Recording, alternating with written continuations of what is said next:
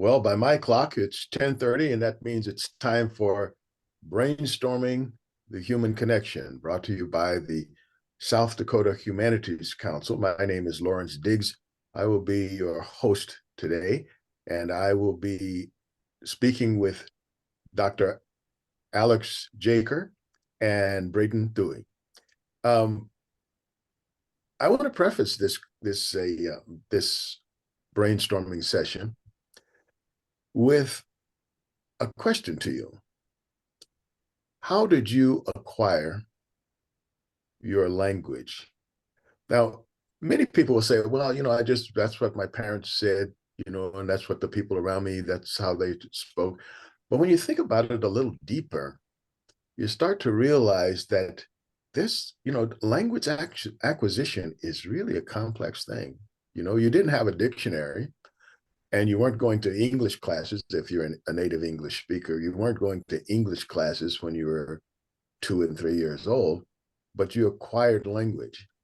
And the idea of how you do that, or the methodology of how you come to understand that a word means something, or a phrase, or a sentence structure, how you put that together, it's worth some consideration. I mean, scientific papers and linguistic papers have been done on that, but I'm really now talking about your personal experience, to start to think about, how did you get the meaning of things, and how did you come to understand the nuance of the language that you speak natively? And that's very relevant to our conversation today, because we will be talking about revitalization of the Dakota language, with some folks who are involved in doing just that.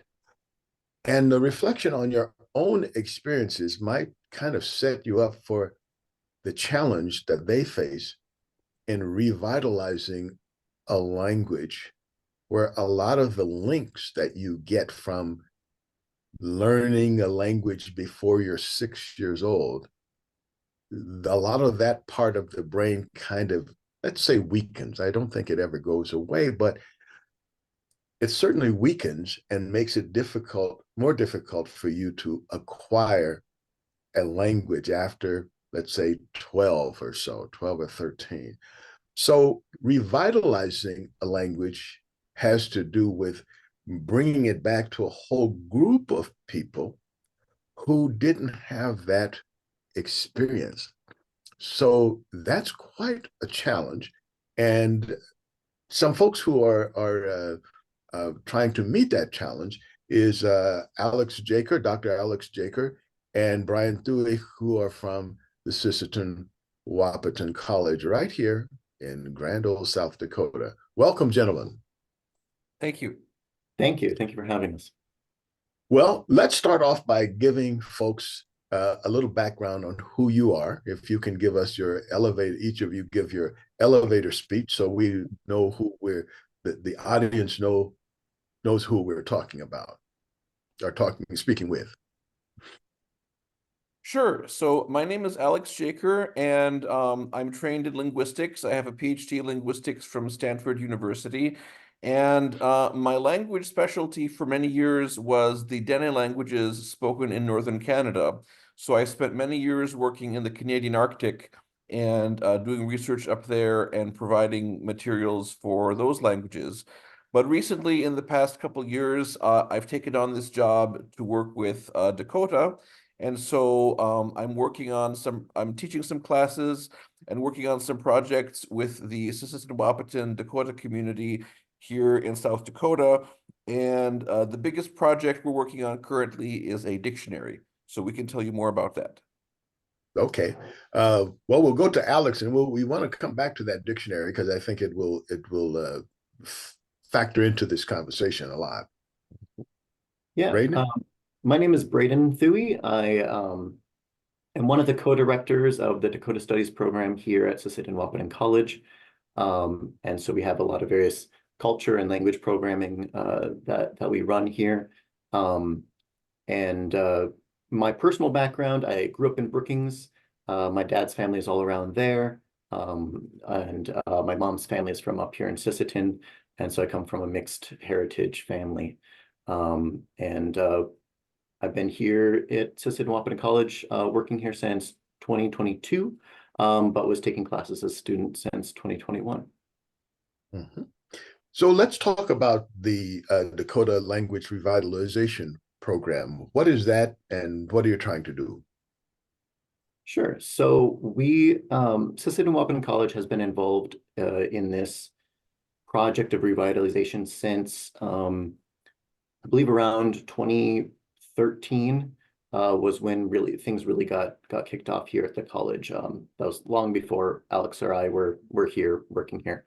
And this project of revitalization is an attempt to rebuild the chain of language that normally happens within a community of parents raising children in the language. The children in the home acquire that language as a native language, and then that is their first language that they carry with them for the rest of their lives.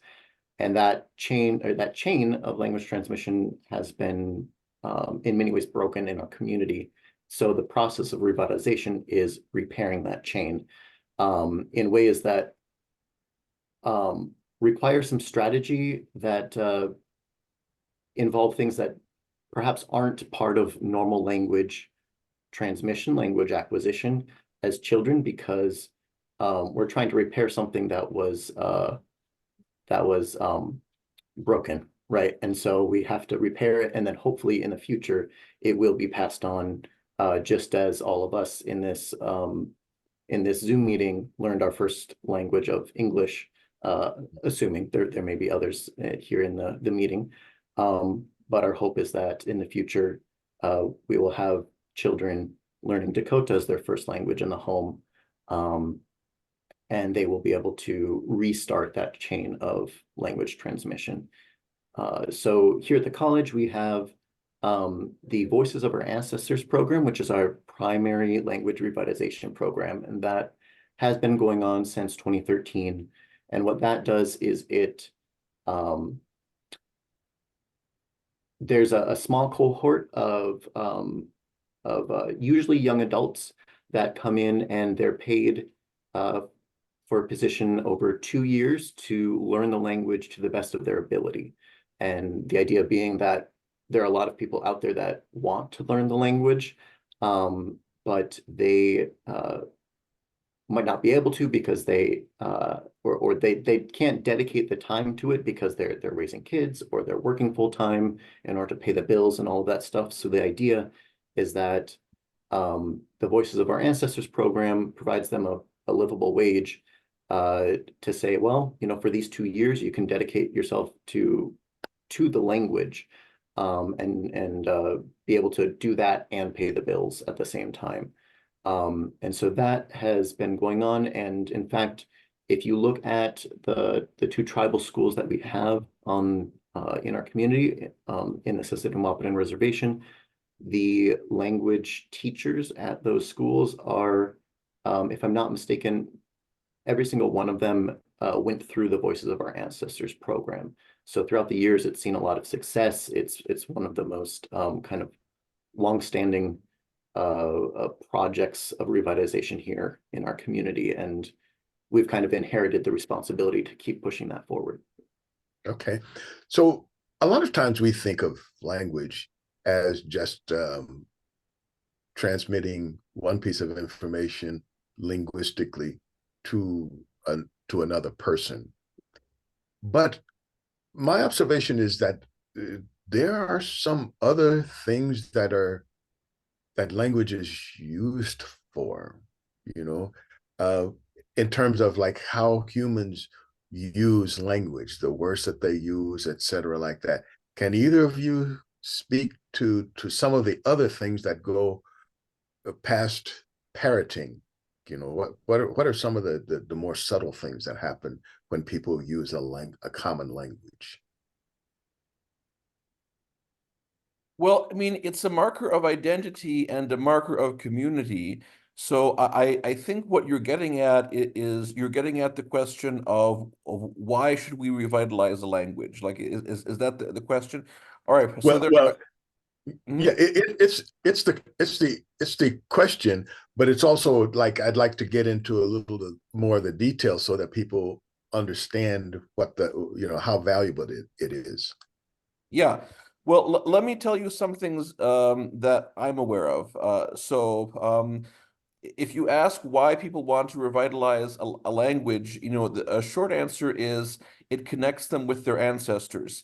And for some people, this is in a very literal sense. So I had an elder tell me, for example, that there is no English spoken in the spirit world, only indigenous languages.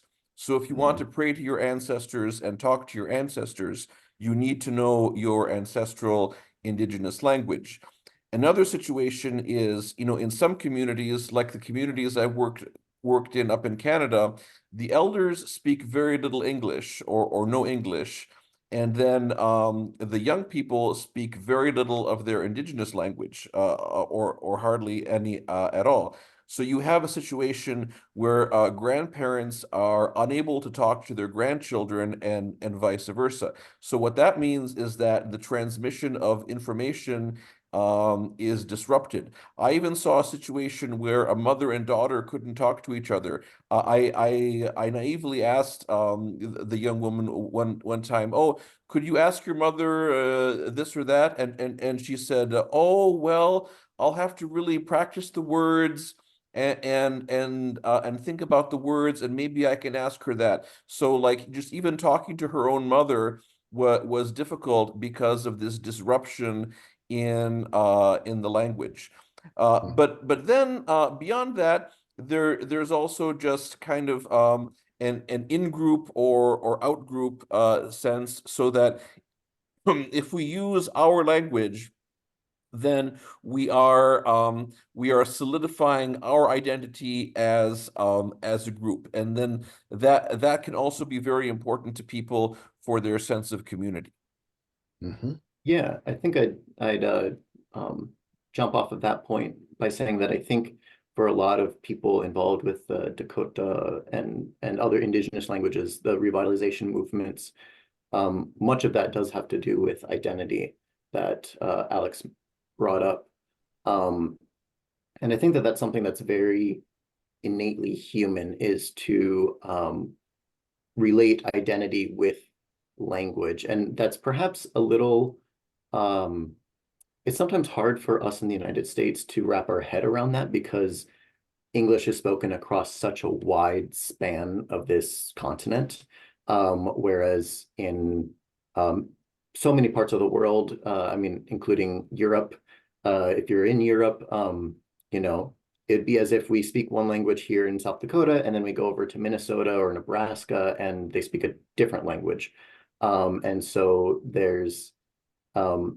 we don't have that sort of context within the United States to really understand. But I think there may be an analogy that folks here in the United States can kind of think about, and that is we still do this sort of identity and language association in the United States with accent and English dialects. And so, if you hear someone on the radio, there's and so you can't see them, but there's a pretty good chance you might be able to guess what region they're from, or even what ethnic group or race that person is, based off of the particular dialect or accent of English that they're using.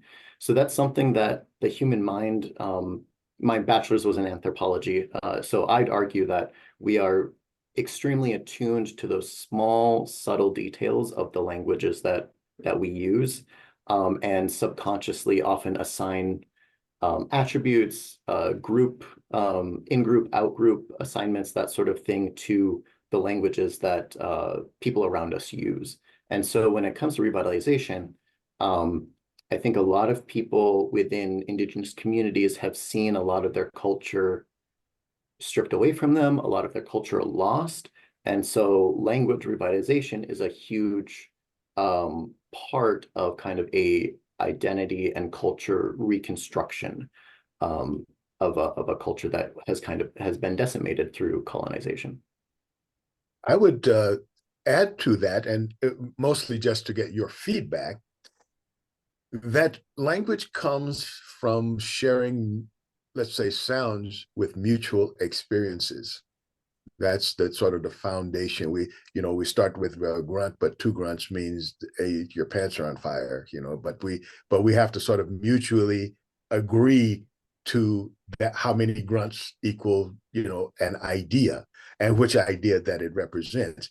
So people who live together and have a shared experience will, even if they use the same word, have a different meaning for that word. It means something different, uh, uh, for example, when I say dog, I think of a pet, but I know I've lived in other cultures where dog means no different than a chicken or a cow. It's food.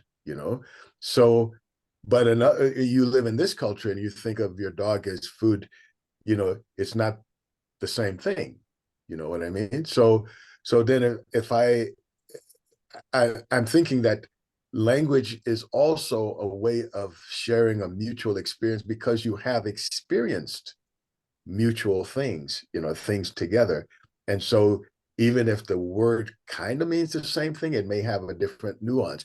And we start to realize that, and it starts to be a thing when we use some of the hot button phrases that for one culture, the thing is seen as just a normal word, word that doesn't have any baggage. And in another culture, that word, because of their mutual experience, it has baggage that creates nuance. So ultimately a different meaning. And one more point, I would say the difference between, let's say, Portuguese and Spanish is kind of that way. It starts off as a Romance language, and in one culture, they have a certain experience. They start to pronounce the words a little bit different, and pretty soon we call it a different language, where maybe in a broader sense, it's just a dialect of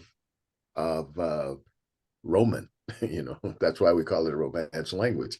So that said, what we can talk about some of the uses of language, and that was a very brief discussion, but let's talk a little bit about some of the limits of language, because ultimately we're talking about communication. So what are the kinds of things that the language itself may not be able to communicate, or in one language they can, but in another language they can't? And we'll like to get into that a little bit too. So uh the general idea, I think, we should consider that every language is perfectly adapted to the culture that uses it, or over time it becomes adapted to the culture that's speaking the language. So Dakota is adapted for basically a nomadic hunter-gatherer lifestyle for thousands of years, and so it has certain features that are very well adapted for that, uh, such as travel verbs. Like there are several different ways to say I went or I arrived, depending on what was I carrying something, was I not carrying something. So it's very precise and very well adapted for that purpose. Now, when you take a language like that and put it in a modern Western technological environment, you immediately run into some problems, because then you're dealing with you're trying to use a language that was adapted for one lifestyle and trying to use it for a very different lifestyle, a very different set of concepts, and a very different worldview.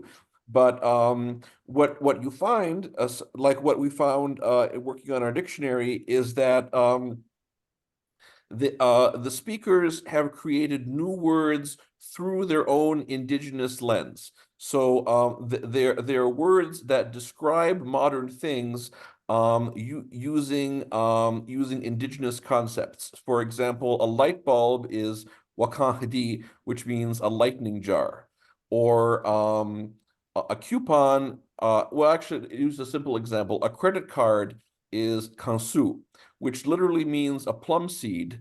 That's because they used to use plum seeds for a game, and then they started using cards for a game, and then later they started using cards as credit cards. So that reflects that certain cultural evolution. So I think that like what we're doing with this dictionary, where we have a lot of new words for modern things, really it's a form of social commentary. The people are commenting on modern Euro-American society through an indigenous lens, but by coming up with these terms. But I think you would only understand that if you understood the etymology of this new word, right? Right. So, right, that's true. So in the dictionary, if you look up a light bulb, it'll say Caњhdes. It doesn't give you the literal the literal meaning that it's a lightning jar. So for that, you would have to have a little more training in the language, or dig a little bit deeper in the language. But what I'm saying is, it is there if you look for it. Yes, and so I think that brings us to this idea about the mutual experiences and how you create, let's say, a new word for a new experience using the words that you had. I often remember this anecdote about one of the languages in native languages in Papua New Guinea. And when they saw a piano, they call it "Big Pella Unakam Tipi Cry," So it's like using even the pidgin language that they have, which is different from their language, to try to express a new experience. So that gets to how, when you're revitalizing this language, you make it or keep it alive, and that goes to your dictionary. Can you talk a little bit more about that effort? Yes. So really, this dictionary started as a community-based effort. And that means that it was people in the community who saw the need to record different words or different phrases for different things. And so all of the words in the dictionary are words that people in the community thought were important and chose to include. Because in my experience, there's a very big difference between dictionaries that are designed by linguists like myself, and dictionaries that are initiated by the community. So if a dictionary is designed by a linguist and made by a linguist, typically they will be, very well organized, very clean, perfectly spelled. It's all perfect in that sense, but it'll also be very dry and missing a lot of things that you would use for everyday conversation or everyday life, because the linguist didn't think to include those things. Or it'll be missing things about the culture that the linguist didn't even know about. So whereas if the dictionary comes from the community, then it reflects their cultural values, their worldview, the things that they consider important. But it'll be a little bit messy. But but what happens is, this happened to me twice, is that I've been in a community where someone says to me, "Oh, we made this dictionary. Can you help us with it?" So then my job is basically to just clean it up. So make sure it's all spelled correctly. We got all the dots in the right place, all the accent marks, things like that. It's perfectly alphabetized. So hopefully we want to get to a situation where it's kind of the best of both worlds. So it'll reflect community values, but also be fairly clean and well organized the way a linguist would want it. And I think the caveat here is, like, it has to be used. That we have some rather interesting and lots more potential than we usually use dictionaries, but I find that almost nobody actually looks up the words that they use every day. It's like if you were to poll people, and because I do often, I ask people, how many of the words that you use every day have you actually looked up in a dictionary? Well, there are a lot of things people don't do anymore. Like one time I went to the grocery store to buy postage stamps, and the young kid didn't know what stamps were. So I think, yeah, a lot of people don't look up words in dictionaries anymore. That's a reflection of the society in which we live. However, so to address that, there will also be an online version with a search function. And so that might be something that the younger generation would take to more readily. And I Well, I think would say I would add that on a computer, right-clicking on any word will give you the information will pop up. So the dictionary is readily available. One, a lot of people don't know that. But then two, it's like people tend to want to use the words like how they and their three friends use the word, which of course limits communication because now we have, you take one of those hot button words like woke, and people just make up a a meaning, but you could go look it up in the dictionary and it will tell you what the actual meaning is. That's, and the dictionaries, it might be, since you're the linguist, I will give you the the task of explaining how dictionaries typically come to be, because you've explained how the one that you make, but that you guys are creating, how you're creating that one.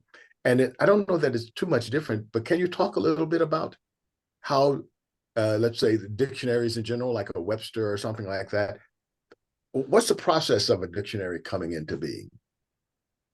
Well, I mean, that's a good question. So if we go back to the very first dictionaries, probably those involved a lot of philological work, meaning looking through old texts to see, when was the word first used? Does it come from Greek, Latin, Hebrew, things like that. So that was the kind of work done for, the first dictionaries. But see, nowadays, a dictionary doesn't exist in a vacuum. Like a new dictionary will build upon previous dictionaries. So we're never really starting from scratch anymore. And uh,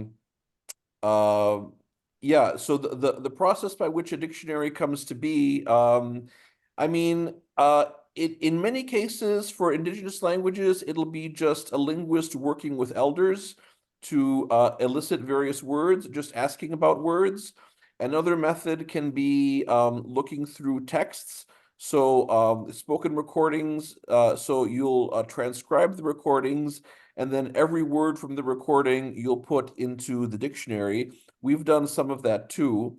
What I will say is most of those methods involve just linguists and elders, and so generally they tend to exclude youth because the attitude has been for many years that youth just don't have the skills, they don't have much to offer. So I think that one thing that's progressive about our dictionary is we included two young people as co-editors. Their names are Caleb Brushbreaker and Akisha Peters, and they're helping us co-edit the dictionary. And, really, I think that being included in things and being included in tasks is how you learn. So I think it was a good decision for the future of this language community that we included these young people in the project, because now they will have that expertise going forward for the rest of their lives. I have a Great. couple things. Oh, go ahead, Braden. Yeah, a couple of things to jump in. First of all, for the dictionary project, we do want to just extend our thanks to the Dakota Language Institute, which is one of our partners here within the community, and they were the ones that documented most of these words throughout many years. And so they were the ones that requested that we get involved with actually bringing that to fruition, and to a thing that would be published and shareable to the rest of the community. So we want to give them that credit as well. It's been many years in the making, and we've only been involved in the last year or two, to really kind of just to publish it and spruce it up and make it something shareable. I also wanted to jump in on words and how they can shift meaning. You brought up the word woke, for example, and how there are separate meanings within different communities, for example. And I think that that's something that Alex can jump in and disagree, but I think he'll agree that a good dictionary reflects how people use the words, how people use language. And so if you know, what's the word? If a critical mass of people are using a word in a certain way, then that's a meaning of that word. And so, for example, a historical example in English is that the word meat used to mean just food, any food. So if you read Shakespeare and he says sweetmeats, he's talking about sweet foods. He's talking about desserts, candy. But meat in our society now definitely does not mean any food. It means a very specific subset of food. And so this sort of language change, how words shift meaning over time, shift the ways that they're used, is a very, very natural part of language. And as you were mentioning before, Lawrence, that's how we get you know, different languages that stem from the same root, as in Spanish and Portuguese and French stemming from Latin and things like that. And so, I mean, just a perhaps humorous example again from English. I had a friend who she spent a year in England for a work assignment, and one of her British coworkers, she complimented her one day. She said, "Oh, I really like your pants. They're really cute." And her coworker was really kind of scandalized until my American friend realized that, oh, here pants means underwear. I should have said trousers because I just complimented this woman's underwear and she was so concerned that everyone could see her underwear. So, you know, these sorts of things are very natural in language change. And so it's a matter of reflecting how people use the language and not trying to prescribe how they should be using a word or not. I think it's interesting because when I first started studying dictionaries, one of the things that commentaries that I came across was that dictionaries they got their push from the idea that we want to all be speaking the same language or mean the same thing. When you go from tribal to nation state and you have a nation and you want them all to speak the same language, well, the words should have kind of the same meaning. And so the dictionary was established so that people could say, what do we mean when we say this word? So that people can be on the same page and not go to the Tower of Babel thinking that they're thinking they're speaking the same language, but the words in themselves don't have meaning outside of agreed between the speaker and the listener. So, and I think that that's a thing that gets lost in language. So that's an interesting point, but really that has to do with European history. So in European history, you know, in the late 18th and 19th centuries, we had the establishment of the nation state. And part of the idea of establishing a nation state is that everyone in the nation should speak the same language. They had some good reasons for that. So like in Italy, where my mother is from, as recently as World War I, people from different parts of Italy couldn't understand each other. They had to bring in interpreters so that the soldiers from different regions of Italy could understand each other. So that was actually a problem. So that's why they wanted to create a common language. But I would say in the case of indigenous languages, we are really not engaged in that kind of nation building exercise as far as I can see. We're just describing what we find, and usually what people want, what the indigenous people want, is a representation of their local dialect. So maybe either just this reservation, or maybe this reservation and the neighboring reservation, but they're not really interested in having a common Dakota and Lakota language for all of the Dakota and Lakota Nation. No one, as far as I know, is trying to do that. What I will say is um, there is some danger that something that I write down just as descriptive, just describing what people speak, could become prescriptive. And people might start to say, oh, well, it's in the dictionary, you have to say it that way. And that's not our intention. I know that can happen. The only way to guard against that is just to remind people, the dictionary is everything. It is not everything. There are plenty of words that exist that are not in the dictionary. So just because it's not in the dictionary doesn't mean it's not correct. And the dictionary is something that can change over time, and we hope to update it over time. So we hope that it can be more of a living document, and not something that people understand as just fixed in time, and now you have to make your speech match the dictionary. I'd like to get back to that, but I want to open it up to our esteemed panel, the other folks who have been patiently waiting to add comments, questions, life experiences. Anybody? How about Vicky? Okay, I'll try and make this as short as I can. When you were talking, Lawrence, I've been trying to figure out why the language took so long to come forward.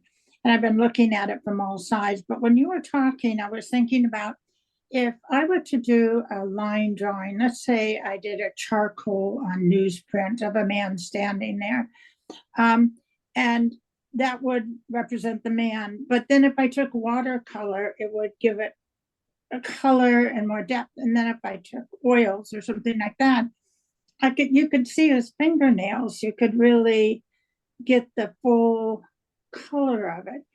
And then I was thinking about what I've been doing. I've been listening to Park Avenue Church. It's a temple in New York.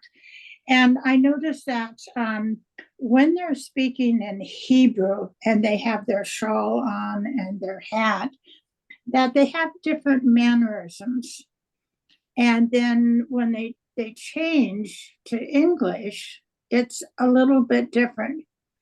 And then I associated that with some podcasts I've been listening to, where they will hook the brain and somebody will speak, and they can tell which part of the brain is being used.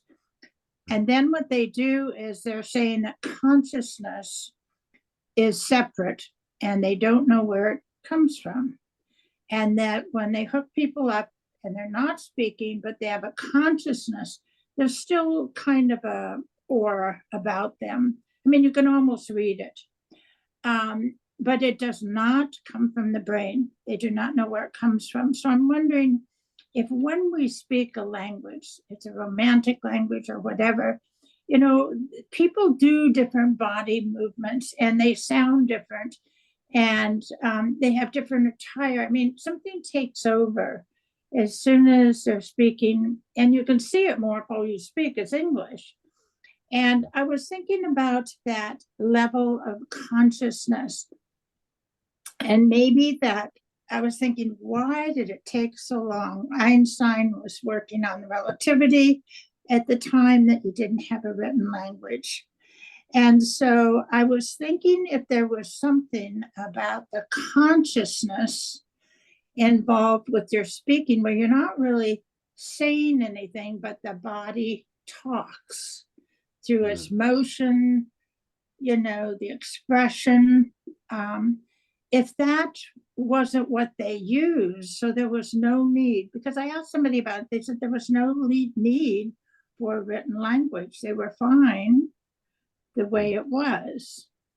And if there isn't something spiritual or whatever that was there where they absolutely did not need a written language. And when you say they, who are you speaking of? The Native Americans in the United States. Mhm. Because language didn't come until the 1900s, right? I mean, the You written mean- language, sorry. The written Written language did not come till the 1900s. Okay, so I think the closest concept that we have to answer your question is a word we call diglossia, Diglossia. So literally that means double language, but sometimes communities will have different levels of language. So there will be an everyday language, a colloquial language, a formal language, and then a sacred language. And some people think that diglossia is found only in technologically advanced societies. That's not true. Like even relatively less technologically advanced societies can have a regular language and a prayer language. So I know some Ojibwe groups that they have a different dialect that they use for everyday language or prayer language. And I guess that's something that we like to do as humans, that when we want to communicate with the divine or do something sacred, we feel the need to use a different kind of language, which we call a sacred language. And that's found throughout the world. There are examples of that. So yeah, where does that come from? I guess maybe just as humans, we feel a special need to use a special language to communicate with the sacred. That's as best as I can say. I think I'm to, not sure I explained it right. I'm sorry. I was just gonna respond to your point about written language. And so it's interesting, I think, to consider how all of us, having grown up in a society that uses a written version of our languages, it seems kind of intuitive that you would have a way to write down language, when in reality that it's only intuitive because we grew up with it. And so if you look at the history of humanity across the world, writing systems have only been developed a very, very small handful of times, like five or less, a handful of times. And every other writing system that you see out there, like if you look at Google Translate and all the different systems that look like gibberish to you, all of those stemmed from less than 5 origin points of written language. So like our language, the Roman script that we use in English, Arabic script that a lot of the world uses, the Hebrew script, for example, all of those stem from a written script, the same written script hundreds and hundreds of years ago that evolved over time and changed over time to look nothing like each other. But so if we consider that, we can see that actually taking these sounds that we're expressing through our mouths and turning them into little written wiggles is actually a very kind of odd thing to do, despite the fact that it's very useful. And in fact, a lot of native populations recognized how useful that was as soon as they saw it being used. There are a lot of accounts that as soon as native populations in the United States, or in what is now the United States and Canada, were exposed to written language as a tool, that literacy rates within those populations jumped to like 90% within the span of a few years. And so it's a kind of a reminder to ourselves that written language is not necessarily language. It's a tool to approximate spoken language, which is really kind of, or signed language, for example. But it's a tool to approximate that in a way to express it without needing to speak.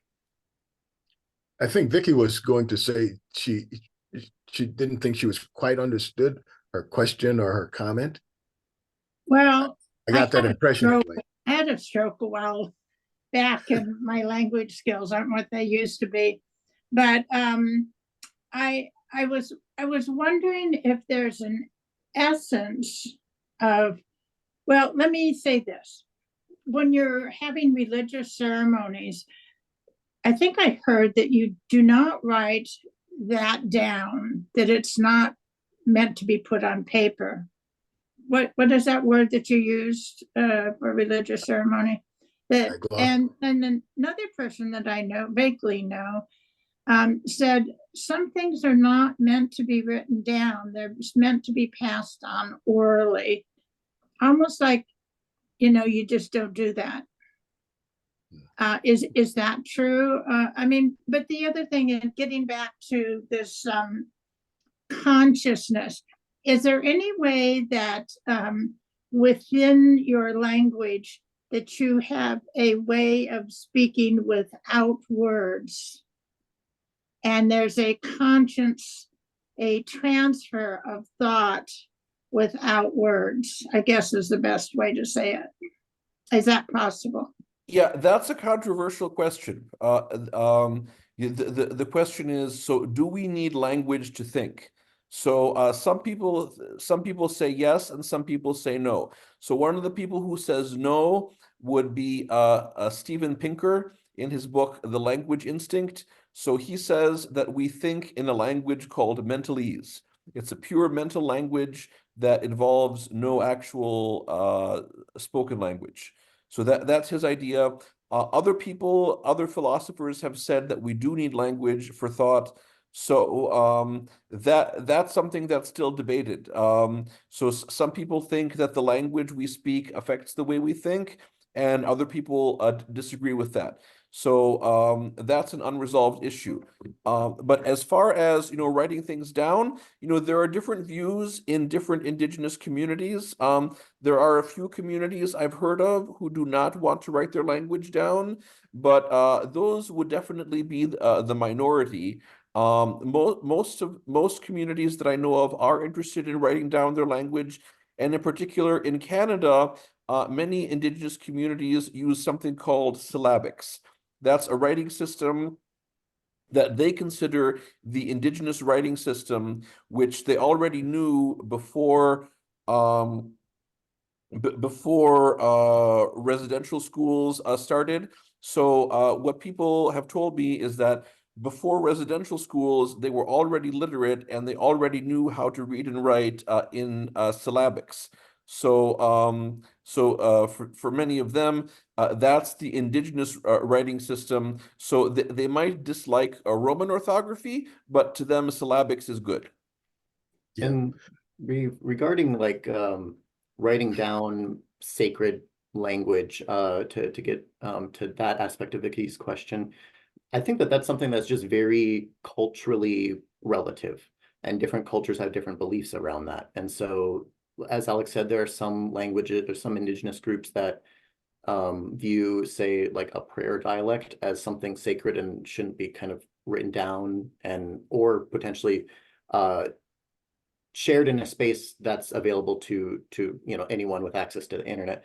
Whereas other cultures, in fact, might feel that it's very important to write sacred language, sacred text down, such as, well, Christianity, Islam, that have sacred texts that a lot of the faith revolves around. And so whether or not something should be written down or shouldn't, if it's spiritually connected, is just going to depend on what that culture believes. I would say a couple of things. One, I had the experience as a Japanese speaker that there are some things that we don't say, we just go, and then everybody understands it. And also, we will have one word that means a whole bunch of things, some of them almost contradictory. And the result is like we'll have dialects, like in the area I'm from, it's like, or I live in, is we speak a dialect called Zuzubin. okay? And Zuzuben is different than Edoben, which is like around Tokyo, but everybody understands the Tokyo dialect. But in only reason we speak Zuzuben is to shut other people out of the conversation who are not from the community, right? And even if they're Japanese, they won't speak, they're unlikely to speak Zuzuben. So that gives us a sort of a tie and a connection, okay? So my experience is like a lot of people use language in that way. The other thing is, as you mentioned about religious use of language, we do that in English when people use the thous and forsooth and things like that. We change, and you see people change, you know, the kind of things, and they feel more holy when they use those kinds of old language that we would not know, we would think it's really strange if we used it outside of church or a religious discussion. And I personally, as a native English speaker, when I speak Japanese, I feel like a different person. I feel like I have become a different person because I have to think in the language. And if I think in the language, I think different than I do when I'm speaking English. Anyone else? Well, let's continue. Oh, go ahead, Sharon. You have to turn on your mic. I think the language is really, really important to maintain the culture and to maintain some sense of yourself and self-worth. And that is for everybody, but I think it's especially important now for communities that have been so disregarded. But for myself, one of my grandmothers never learned how to speak English, and I never learned how to speak Schwäbisch until after she was dead. And I have she was just somebody who brought the sausage in and out from the kitchen. And that's, if you lose if you can't have that connection with language or something, you are rather lost. You don't have a good connection with other people. Also, if you don't learn it when you're young, each one of these languages have a different set of mouth muscles. And if you don't get the recordings of the old people who can speak, for whom their language is their mother language, then you don't really have a good pronunciation which is exactly the way it used to be. So you sound like an American that comes here from the Middle West, and we have Tootsie Rolls and pop for breakfast. There was a guy on the radio this morning. There's a program with four people on it, and one of them, I like to listen to them because I never had any brothers. And one guy bursts out and he says, "What the H did they do that for?" And I thought, that guy's from South Dakota. That's exactly the way they'd say it in da da da da da da. That's the sound. It was very funny or timely. In this morning's paper, the Star Tribune, a video game helps teach Ojibwe language. I don't know how much audio they have with that, but I thought that was a really good way a way for children to learn their grandparents and their great-grandparents' language, because it's a real loss to lose that connection. I was going to say at least 5 other things, but that is all. Thank you. Okay. Well, I want to take off on your point and ask Braden and Alex about the obstacles of language revitalization, keeping the language alive in our last 5 or 6 minutes we have here. Sure. I think one of the things that I think about a lot is the fact that we all know that children learn language a whole lot easier than adults, right? But also the people who can really kind of wrap their head around the urgency and the importance of revitalization efforts are adults. And so our strategy has to keep that in mind, that, you know, children can't necessarily choose to learn one language or the other for the good of the community, because they're just children, right? They're going to speak whatever language their parents speak, whatever language their children speak. And so really, I think what we have been doing in Voices of Our Ancestors, what we're trying to do is create enough adult, and a lot of them are young adult, second language speakers who will be able to raise their own children in the language. Because even though it's going to take those adults more effort, more time, a lot of like dedication, studying, practice to get up to the level that, you know, a 6-year-old would speak at.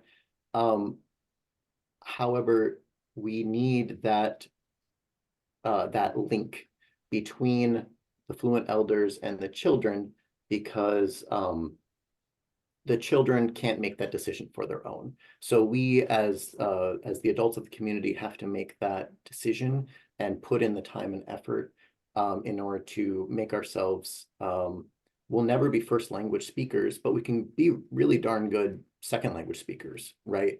And provide that opportunity for our children to be first language speakers. And so I think to actually answer your question, I think the obstacle is